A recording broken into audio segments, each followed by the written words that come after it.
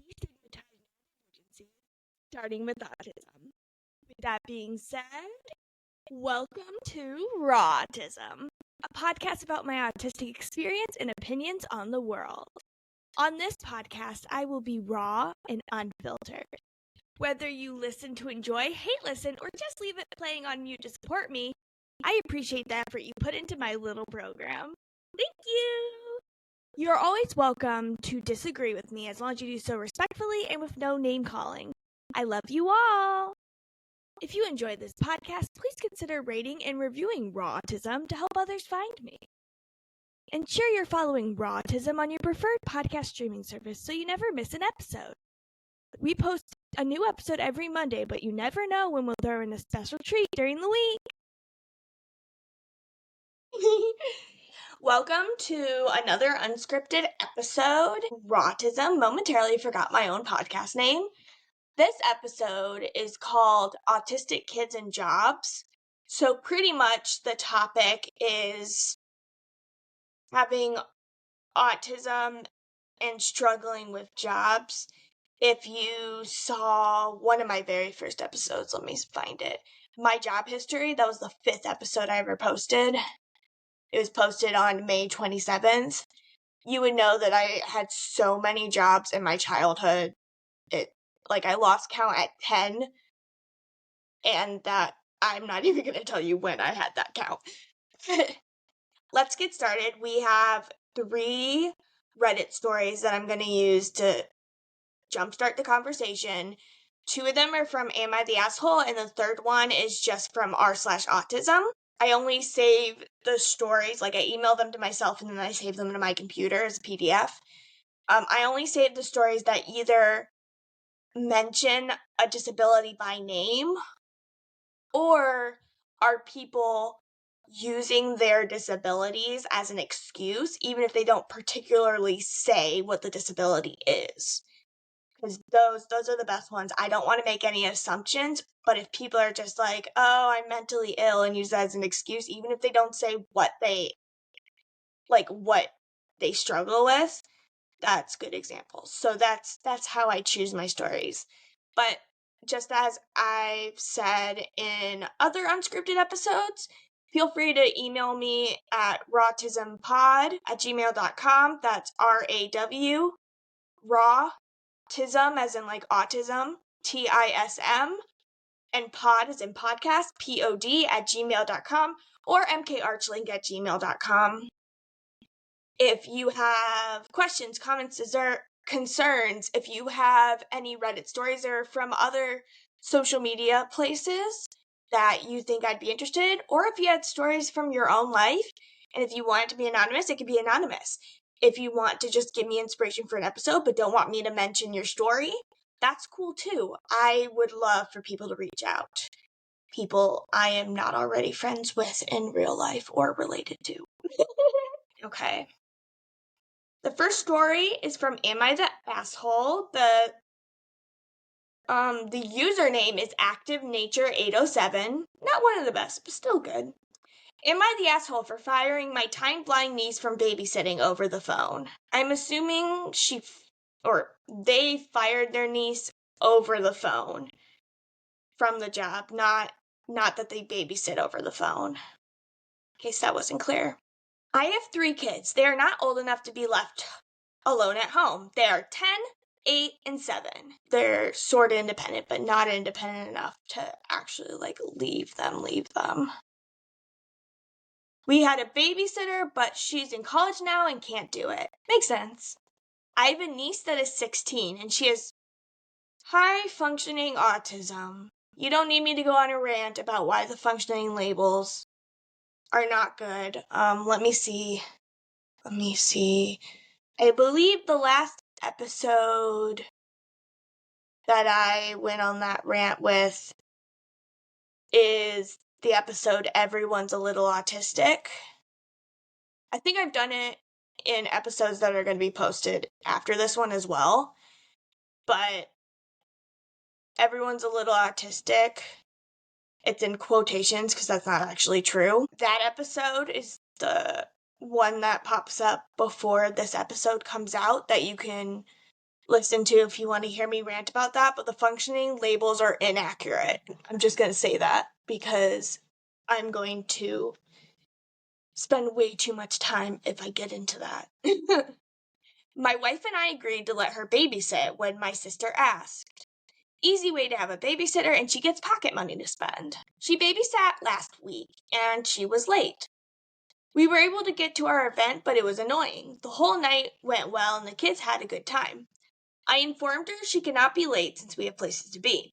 Today, my wife and I had to get to a work function, and we needed to be on time. She was supposed to babysit, but was 20 minutes late. I called her and told her not to come. I pulled a favor from my neighbor, and we left. I got a call from my sister, pissed that I fired my niece, and it's not her fault she has time blindness. Okay. The rest of this is cut off. I hate how they cut it off when I save it as a PDF, but that's the basics of the story. I will tell you right now, there are ways to accommodate and coping mechanisms to help with time blindness. I'm saying this as someone who suffers from time blindness.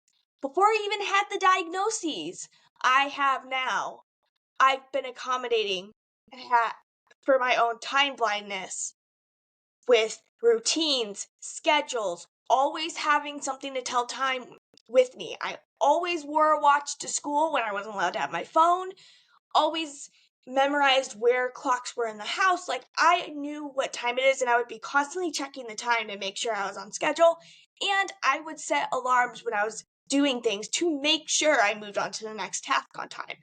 There are ways to work with it. Like, everyone makes mistakes, and I've been late to things plenty of times, but consistently is a problem. The first comment is by Susan from MA. Okay, Susan. Is MA Massachusetts? Yep, Massachusetts. Good job, Emily. Okay. Maybe your sister could have assisted in getting your niece to her appointment on time. Niece can set reminders on her phone to help her, not the asshole. If you can't count on the person, they are of no use. They are of no use to you for that job. And that's a huge thing. I think I've said everything I want to say about that one, though. That's another one. That's another topic that frustrates me, because that's something I've been able to function with my entire life, even before diagnoses. So the fact that some people don't even try, like, if they try and it's still not working, I understand that. But choosing it as an excuse, that makes me upsetty spaghetti. Okay, the next story is from Huge Association 249. Am I the asshole for keeping score of everything I've ever done for my husband? Okay. I'm a woman in my late 50s, married to my husband early 60s. We've been married for 30-odd years. I have fulfilled the role of a traditional wife for much of our marriage, and I left paid work soon into our marriage. My husband is very successful in his business, and we live comfortably. All our children are adults now. My husband built his business from the ground up, and I was instrumental to the early success which set it up to be what it is today. We are having lunch with our children when my son mentioned that his wife didn't want to be a trad wife and do what I did to raise the kids. She raised concerns about how vulnerable a position is and that she doesn't want to solely depend on him for money. He wanted me to talk to her and convince her by telling her how it worked out for me. The rest is cut off, but I'm starting to remember reading this now, and basically, she explains that she actually was not a traditional wife because she helped her husband build his business, and so she was basically an unpaid employee for many years, and she was able to raise their kids with that. So that's the end of that story. And the husband feels betrayed that she was keeping score. She wasn't actually keeping score. She was just being just like, I did all this while being a mom. She can keep her job if she wants to.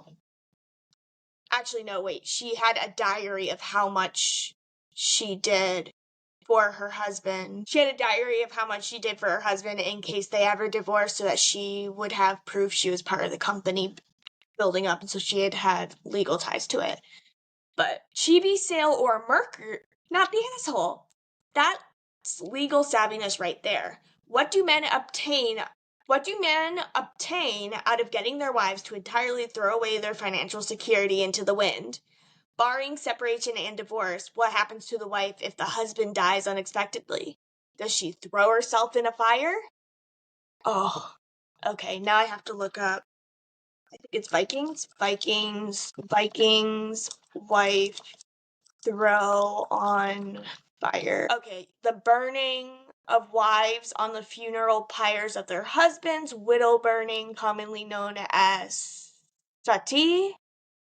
India. Vikings are the ones who, I believe they're the ones that did the boat in the water and you shoot the arrow with the fire on it. But they did do funeral pyres as well, so that's probably where I got confused. Oh, most Vikings were pagan. That's good to know. Anyway, you can tell how interested I am in some things. Okay.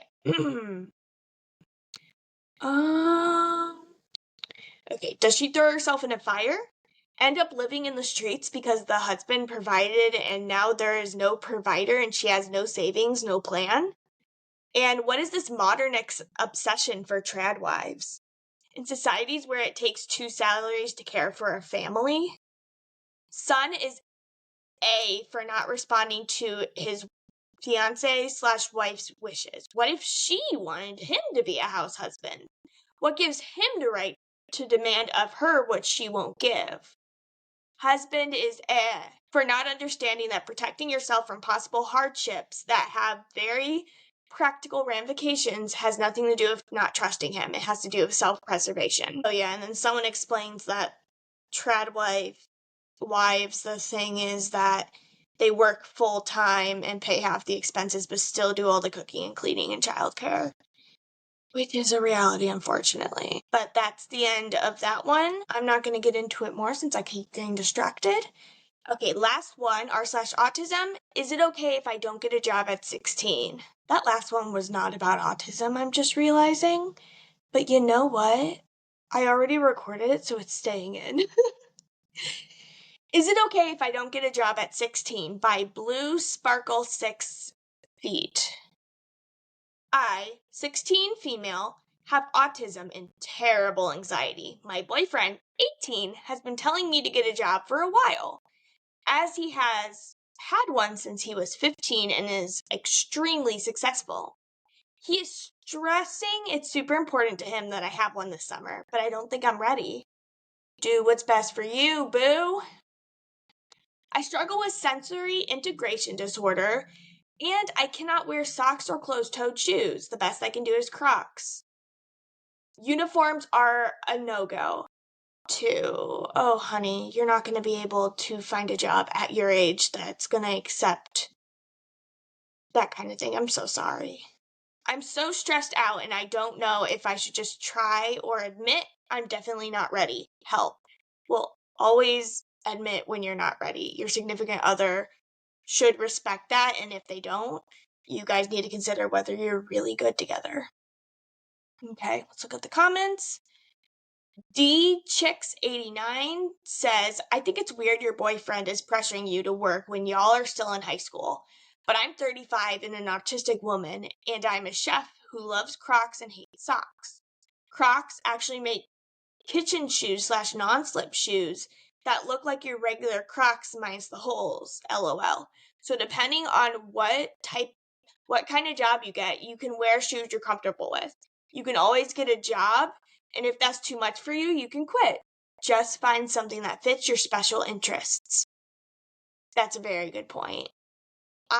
When I was younger, I was just trying to find any job that would accept me, and that's part of the reason why I jumped from job to job. Okay. Poison Valkyrie says, your boyfriend needs to lay off. He's not your parent, and there's no reason it should be super important to him if you have a job. He's being overbearing and weird. If you don't feel ready to have a job your parents aren't pushing you to, you shouldn't get one. Jobs suck, and they suck even worse when you don't want to be there. Oh my god, that's so true. That hit me right in the soul. Okay, one more comment, and then we'll end this. We'll wrap this up. Micariella says, yes and no. At 16, getting a job can really massively help gain maturity and skills, not to mention money to help you build your future. However, you have to be honest as to what you can truly handle. This is huge. If you do more than you can handle, you're not helping anyone. Like, for real, it's an issue. But anyway, you are wanted, you are loved, please stay in this world. And let's move into the pre-recorded outro. Always, I'm not here to shame anyone. I'm not even here to tell you what or how to think.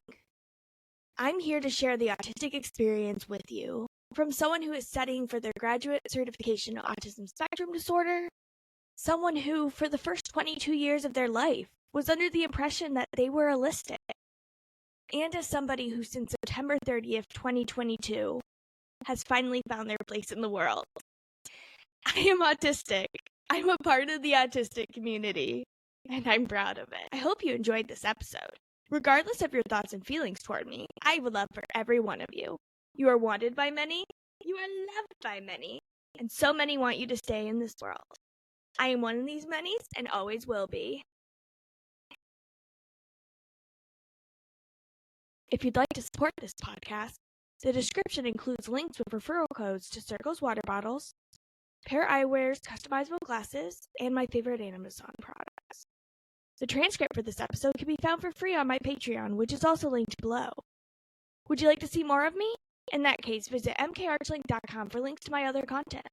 A new episode of RAW-tism comes out every Monday wherever you get your podcasts. Next week's episode of RAW-tism is posted on Patreon every Tuesday, ad-free and unedited. Karaoke videos are posted on Patreon every Thursday. Lastly, my book Unseen Powers is available in hardback, paperback, or digitally through Amazon. Remember to drink water, eat some